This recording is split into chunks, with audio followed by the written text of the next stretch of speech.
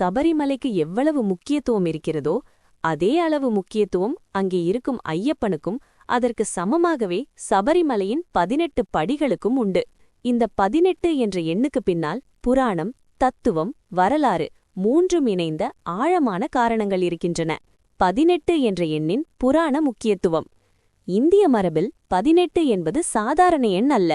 வேதவியாசர் தொகுத்த 18 புராணங்கள், குருக்ஷேத்திர யுத்தம் 18 நாட்கள், அதில் பங்கேற்ற 18 வகையான படைகள், மகாபாரதத்தில் 18 பர்வங்கள், பகவத்கீதையில் 18 அத்தியாயங்கள்.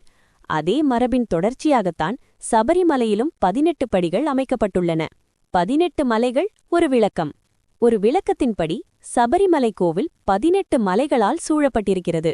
பொன்னம்பலமேடு, நாகமலை, சுந்தரமலை, கரிமலை, மாதங்கமலை, மயிலாடுமலை, ஸ்ரீபாதமலை, தேவர்மலை, நீலிமலை என பல மலைகளை உள்ளடக்கிய இந்த பகுதியை குறிக்கவே 18 படிகள் அமைக்கப்பட்டதாக சொல்லப்படுகிறது. 18 படிகள் மனிதனுக்குள் இருக்கும் 18 தீய குணங்களை ஒவ்வொன்றாக துறந்து மேலே செல்லும் பாதை. அவை காமம், குரோதம், லோபம், மோகம், மதம், மாச்சரியம், அகங்காரம், தற்பெருமை, பொறாமை, இழிவுபடுத்துதல், பாசம், பணத்தாசை, வினை, பழக்கவினை, மனம், புத்தி, அறிவு பற்றுதல், நான் என்ற உணர்வு. இந்த 18 பந்தங்களிலிருந்து விடுபட்டவனே 18 படிகளை ஏறி ஐயப்பனை தரிசிக்க தகுதி பெறுகிறான் என்பதே இந்த தத்துவம். தத்துவமசி, ஐயப்பன் சொல்லும் உண்மை. 18 படிகளை ஏறி முடித்தவுடன் சந்நிதான வாசலில் ஒரு வாசகம் பக்தர்களை வரவேற்கும். தத்துவமசி. இதன் பொருள், நீ தேடி வந்தது எதுவோ அதுவே நீ. பரம்பொருள் உனக்குள்தான் இருக்கிறது. காடு, மலை, விரதம், சிரமம் எதுவும் கடவுளை அடைய வேண்டிய கட்டாயமில்லை. உன்னை சீர் செய்து கொண்டால் அதுவே இறை வழிபாடு. ஐயப்பன் யாருக்கு சொந்தம்? வரலாற்று சர்ச்சை. இப்போது மிகப்பெரிய கேள்வி, சபரிமலை ஐயப்பன் யாருக்கு சொந்தம்? பந்தளம் அரச குடும்பத்துக்கா? ஆதிவாசி மலையரசன் சமூகத்துக்கா? பாண்டிய மரபுக்கா?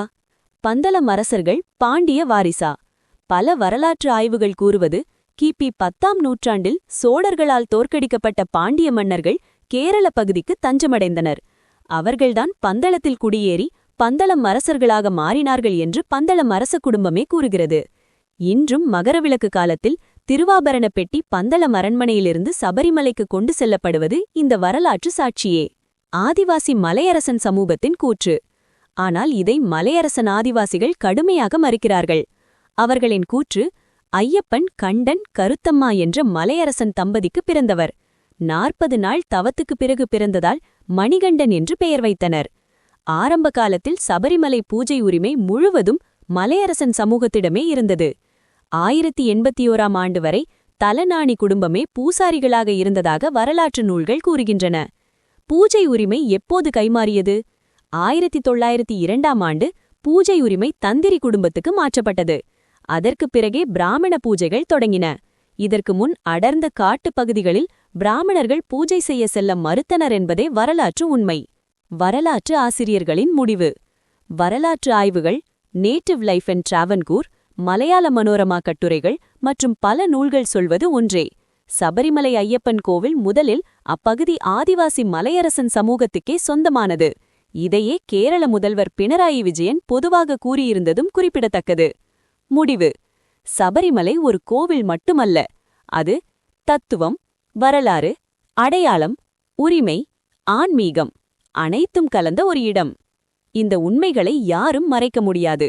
இப்படி மேலும் வரலாறு, தத்துவம், தமிழ் மரபின் உண்மைகள் தெரிந்து கொள்ள சேனலை சப்ஸ்கிரைப் செய்து பெல் ஐகானை அழுத்துங்கள்.